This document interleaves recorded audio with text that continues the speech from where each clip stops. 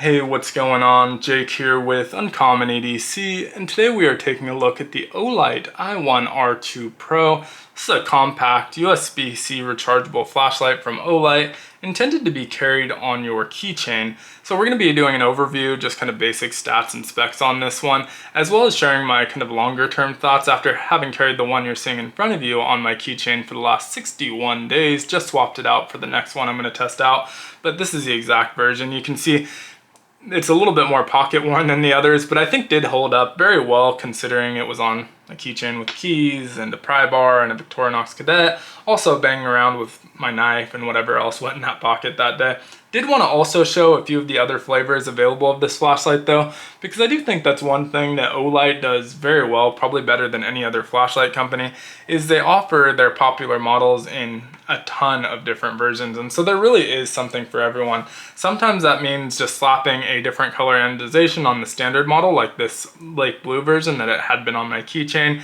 You can see this has that standard threaded milling pattern on it that's really nice and grippy, makes for great one-hand operation of this one. But maybe that's not a pattern that's particularly appealing to you and you want something else. So it's not always just about slapping a new color on it. There's stuff like this that has no milling, but has this matte orange and glossy orange geometric pattern on it. Not quite as grippy and one-hand operational as the other version, but still plenty enough. It's easy enough to operate one-handed, but you do notice that lack of grip there. Another version is this 16th anniversary version. This is kind of that in between. The pattern on this is engraved into there. It's actual texture, and so it does add a level of grippiness kind of in between the orange and the lake blue version that we're looking at. But all of that to say that a lot of variation, a lot of cool versions of a lot of their flashlights, which I really appreciate about Olight. Now, all of these were the same price. I think actually a couple of them ended up being freebies, but if you were to buy them, and these two at least are still available, they're around $22. And they will end up a little bit cheaper on sales sometimes, but $22, they're available for the same price on Amazon as the Olight store. So I'll link to both in the description.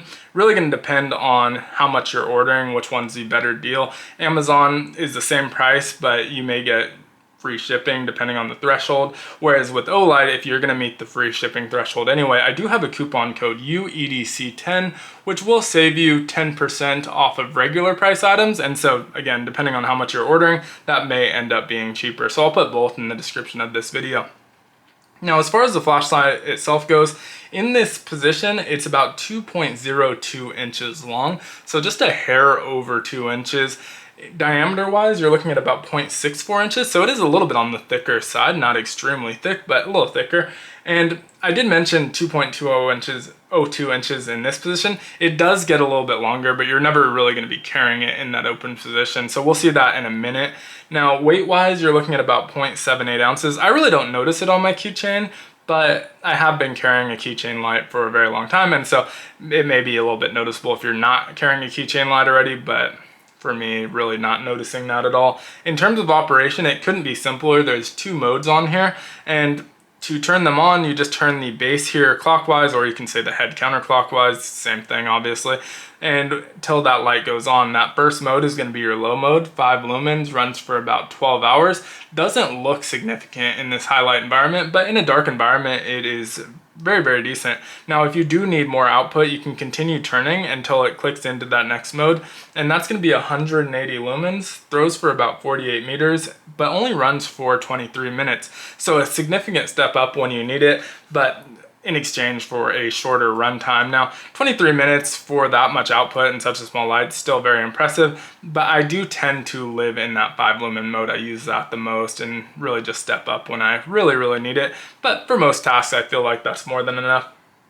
Now, in order to charge this, you do the opposite. Turn this base until it pops out. You'll see what I mean when we get there. So it literally pops out and exposes the charging port, which is a USB-C charging port. Nice upgrade from the i1R2 EOS. That one had a micro USB. And so either way, you know, I have both the cords, but they're trying to standardize that USB-C, so nice to see Olight do that as well. It means that most cables that you already have will work for this, and so that's kind of a nice change. The other major change between the EOS is this one's just about 20% more powerful. So nice change, but the micro USB is probably the bigger upgrade. One thing you may have noticed is there is an O-ring here. So when it's open like this, no longer waterproof, but once you seal that back up by twisting it a little bit, it goes to an IPX8 waterproof rating. Drop tested to 1.5 meters. I don't think I've dropped it from that high. I probably dropped it from like waist height a couple times. And honestly, the keys on my keychain took the brunt of that drop, so I didn't really notice any significant markings. You can see the top half of this one is significantly lighter than the bottom half, and that's because it's closer to the attachment point. So I'm using the key ring that comes installed to put it on my keychain, and that means my keys and my pry bar and stuff that are next to it are closer to this top portion. When you get it, they're going to be identical, so you won't be able to see the different levels of wear there. And so that's really kind of it. Really simple flashlight overall. I like it quite a bit. Now I'm moving over to this flashlight after doing my test on the iMini 2. And so in that video, I think I said that I preferred the i1R2 platform a little bit more than the iMini 2. And so I did move back to this one because when I was carrying the i1R2 EOS, I wasn't really carrying it for testing purposes. It's just been on my keychain forever. And so there were some things that really, moving away from the iMini 2, I really missed about it. And so now my opinion on that's probably changed a little bit. And I would say that these are on very equal footing. And in some scenarios, I would definitely prefer the iMini 2. Some scenarios, the i1R2. And so the things I liked more about the i1R2 is, one, that low mode. I really do like that low mode. And having that 5 lumen mode means that it lasts for 20 hours, or 12 hours, I'm sorry, which means that I'm never really gonna need to recharge this out in the wild. I usually carry this with a normal size flashlight, and so that's probably true of both of them, but there are occasions where I'm only really carrying the keychain, and that's when I'm, around the house, around the neighborhood. I'm not gonna throw a full-size flashlight in my pocket, just like walking my dog and stuff. And so it's nice to have something that will last a bit longer, and so don't really need to worry about charging it. Also like the charging method a little bit more. And so that this does mean that you have to have that cord on you, but usually I'm charging this at home because I'm using the low lumen mode that lasts for 12 hours. And what that means is there's always a USB-C cord on my desk ready to plug whatever USB-C device into. And so I can charge this while it's still attached to my keychain, which, doesn't seem like too big a deal. It's a little bit annoying having to remove the iMini 2 from your keychain to charge it. But the bigger thing is, on those scenarios where I'm only carrying my keys with this flashlight, you can't forget this flashlight because it's never going to be sitting on the charger without your keys, where you grab your keys and just forget it. This one's always going to be with you, and so I just plug it in while it's still attached to my keys. Don't have to worry about it. Now, the things that I like better about the iMini 2 were a little bit surprising to me. One is that charging port. That means that you don't have to have a wire. USB, this is charged with a regular USB port. And so you do have to remove it from your keychain, which is annoying, but this one only lasts about 60 minutes in its single mode. And so this one you may actually have to recharge while you're out in the wild, and that means that I can plug it into the center console of my car, I can plug it in my laptop, and it's very easy to find a USB-C port to charge it, and you don't have to carry anything extra with you. And so kind of both a pro and a con of that portion of it. Now, the other thing I really like is this one's only one mode, but I really like that one mode. It's 50 lumens and it lasts for about 60 minutes. And so on the i1R2 Pro, I'm typically using that 5 lumen mode, but the 50 lumen mode seems like that perfect medium.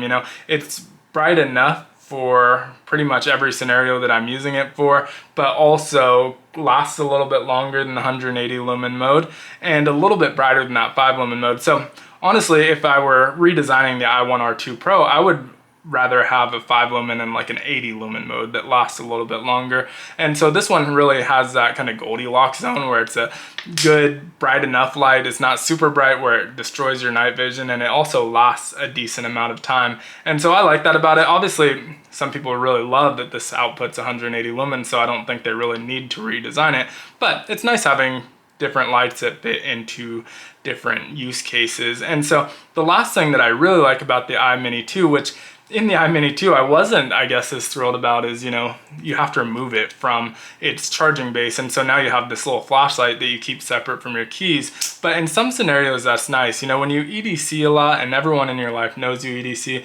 you're the person they go to when they ask, you know, do you have a flashlight? Do you have a pocket knife or a multi-tool? And so handing off your keychain, even though usually the people that are asking are people you would trust with your keys, handing off your keys just feels odd. You feel naked without your keys. And so it is nice to be able to hand off your flashlight. And not only are you handing it off where they can use it when they need it, they're gonna be kind of hurrying back, making sure it gets back to you, because no obvious way to turn this off. I know you can remove that battery or loosen threads enough to remove that battery, but it's not obvious that this can be turned off without setting it back into its base. And so they're gonna get it back to you, but also you have your keys on you the whole time. And so you don't just feel naked not having your keys on you. And so either way, I think you can go either way and be very, very happy. I think whichever one you're gonna prioritize is the one to go with. I don't remember the price on the iMini 2. It's been 2 months since I made the video on that one. I think it's a little bit cheaper than the i1R 2 Pro also, and so that may be a worthy selling point, but if it is, it's probably only $2 or $3 or so. So from there, I am going to, or I have already actually switched the i1R 2 Pro out for an i3E EOS, and this is a AAA flashlight. The battery that's installed in here is not rechargeable, so that's going to be interesting. I went with the OD green one that's already on my on my keychain, so just this different version of the same flashlight. But excited to test this one out. Once I'm done with that, I'm probably gonna do this for 45 to 60 days or so before swapping out to a next flashlight. Definitely looking for suggestions, most likely just gonna pick from something that I already have, but I think I've gone through most of the Olight keychain options, and so maybe from a different brand. I know the iMini 1 exists. I don't think I'm going to do any sort of extensive testing on that one. Just the fact that it's not rechargeable batteries and not super as readily available as like AAA batteries. I know you can replace the batteries, but just seems super inconvenient. The iMini 2 is such a big step up from it. I don't think I'll do any long-term testing on the iMini 1, but open to other suggestions. If there's any other Olight keychain lights I'm missing out on, let me know. And if there's any other brands you'd like to see after this one, we're still a couple months away, but would love suggestions as well. But let me know what you think of these flashlights down in the comments of this video. We'll link to all of these in the description of the video. Again, if you go through Olight, use my coupon code, saves 10%, helps out the channel at no additional cost, actually saves you money. And if you're going through Amazon, obviously we'll link there as well. And just kind of make sure to price check which one's gonna be more cost efficient, because it can change depending. But through Amazon, I think it is through Olight, so the pricing should all be the same. It's really gonna come down to shipping, I think. But thanks for watching. Be sure to like, comment, subscribe, and hit the notification button if you enjoyed this video. And as always, I hope you have a great one. Take care.